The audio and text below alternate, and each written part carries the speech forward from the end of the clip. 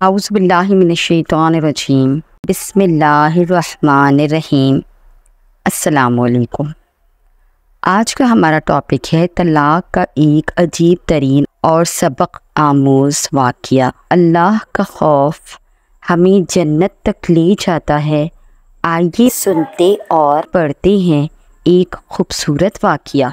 لیکن اس سے پہلے اگر آپ نے ہمارے چینل کی باقی 4 ویڈیو نہیں دیکھی تو وہ ویڈیو دیکھیے اور ہمارے چینل کو سبسکرائب کر کے بیل نوٹیفیکیشن آن کر دیجیے۔ امام شافعی رحمۃ اللہ علیہ کے زمانے میں ایک بادشاہ نے اپنی بیوی کو عجیب طرح سے طلاق دی، اور یہ طلاق بعد میں فقہ کا بہت بڑا مسئلہ بن گئی۔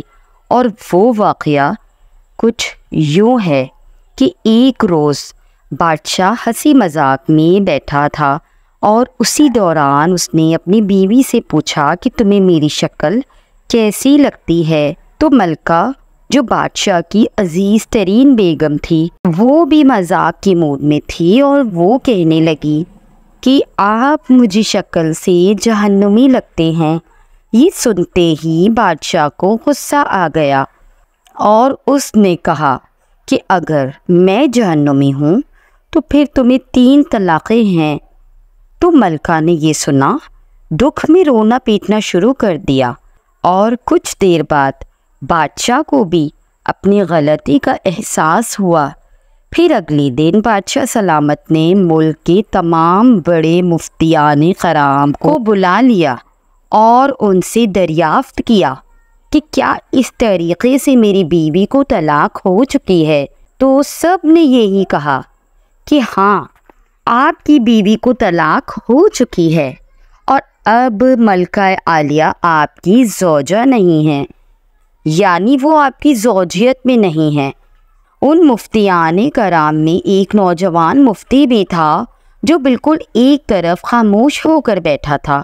بادشاہ نے ان سے بھی یہی سوال کیا تو انہوں نے عرض کیا کہ جناب، یہ طلاق نہیں ہوئی، اس لیے کہ آپ نے مشروط طور پر کہا تھا کہ اگر میں جہنمی ہوں تو میری بیوی کو 3 طلاقیں ہیں۔ تو چونکہ ابھی تک یہ طے نہیں ہوا کہ آپ جہنمی ہیں تو اس لیے طلاقیں بھی نہیں ہوئی، اور اگر آپ کو کوئی جنتی ہونے کی ضمانت دے دے تو طلاق نہ ہوگی۔ بادشاہ نے غصے کے انداز میں پوچھا کہ مجھے کون ضمانت دے سکتا ہے؟ میں جنتی ہوں یا جنتی نہیں ہوں؟ یہ سن کر تمام علماء اور مفتیان کرام نے اپنے سر جھکا لیے اور کہنے لگے کہ اس دنیا میں کوئی شخص نہیں بتا سکتا کہ کون جنتی ہے یا پھر کون جہنمی۔ نوجوان مفتی نے جب یہ منظر دیکھا تو وہ بادشاہ سلامت سے مخاطب ہوا اور کہنے لگا کہ میں آپ کو ضمانت دے سکتا ہوں کہ آپ جنتی ہیں یا نہیں، لیکن اس کے لیے مجھے آپ سے ایک سوال پوچھنا پڑے گا۔ اگر آپ کی طرف سے اس کا جواب ہاں ہوا تو میں آپ کو جنتی ہونے کی ضمانت دے سکتا ہوں۔ بادشاہ نے کہا، پوچھو۔ نوجوان مفتی نے کہا کہ کیا آپ کی زندگی میں کبھی کوئی ایسا موقع آیا ہے کہ آپ گناہ پر قادر تھے لیکن آپ نے وہ گناہ نہ کیا اور صرف اللہ کے خوف سے وہ گناہ چھوڑ دیا؟ یہ سن کر بادشاہ سلامت نے کہا، ہاں، ایسا ہوا تھا کہ میں اپنی خوابگاہ میں داخل ہوا تو وہاں ایک نوکرانی صفائی کر رہی تھی، اور وہ لڑکی انتہائی خوبصورت تھی۔ اسے دیکھ کر مجھے شیطان نے بہکایا تو میں نے کمرہ بند کر دیا اور غلط ارادے سے اس کی طرف بڑھا، تو اس لڑکی نے رونا پیٹنا شروع کر دیا اور وہ چلا کر بولی، اے طاقتور بادشاہ، اللہ سے ڈرو کیونکہ وہ تم سے زیادہ طاقتور ہے۔ میں نے جب یہ سنا تو میرے اوپر اللہ کا خوف طاری ہو گیا، حالانکہ میں بادشاہ تھا اور میں نے کمرہ بھی بند کر رکھا تھا۔ میں چاہتا تو اس کے ساتھ غلط کر سکتا تھا اور مجھے کوئی روکنے والا نہ تھا، لیکن میں نے اس لڑکی کو جانے دیا اور صرف اللہ کے ڈر سے اس لڑکی کے ساتھ کچھ غلط نہیں کیا۔ یہ سن کر وہ نوجوان مفتی مسکرائے اور انہوں نے قرآن پاک کی آیت تلاوت کی۔ بسم اللہ الرحمن الرحیم۔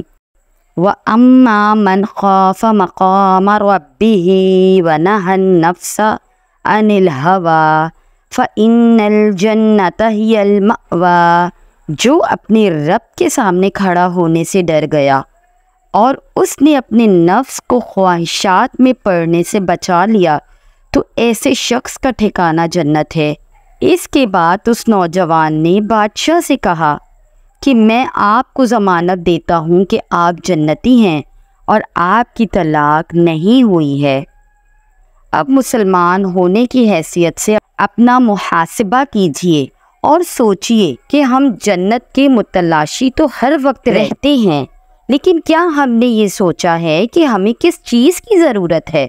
جنت کو حاصل کرنے کے لیے کن کاموں سے جنت نصیب ہوتی ہے؟